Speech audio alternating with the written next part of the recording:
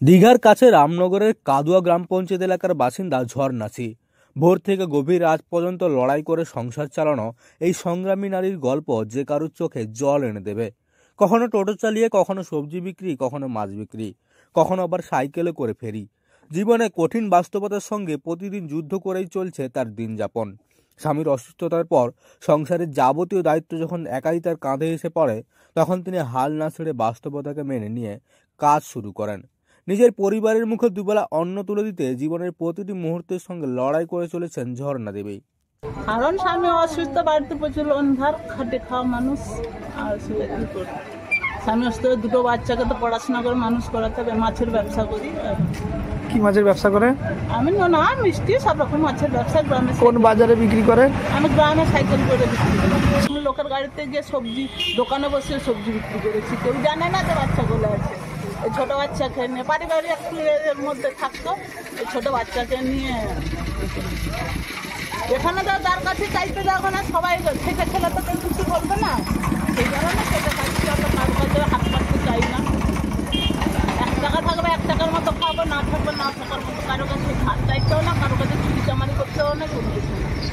স্বামী আশিসি একসময় দিনমজুরে কাজ করতেন, কিন্তু একটি দুর্ঘটনায় গুরুতর জখম হওয়ার পর তিনি আর শারীরিক পরিশ্রমের কাজ করতে পারেন না। ফলে সংসারের আর্থিক ভার সম্পূর্ণটাই এসে পড়ে ঝর্ণা দেবীর ওপর। বিয়ের মাত্র 2 বছর পরেই বদলে যায় সংসারের সব চিত্র। একদিকে সামান্য উপার্জন, অন্যদিকে সংসারের ক্রমবর্ধমান দায়িত্ব। সব মিলে তখন শুরু হয় তার সংগ্রামের পথ চলা। কখনো সবজি বিক্রি, কখনো মাছের ব্যবসা, তো কখনো সাইকেলে ঘুরে ঘুরে ফেরি করে বাড়তি আয়ের চেষ্টা করছেন তিনি। এক মুহূর্ত থেমে না থেকে প্রতিদিন যেভাবে কাজে বেরিয়েছেন, তা তার অদম্য মনোবলেরই প্রমাণ।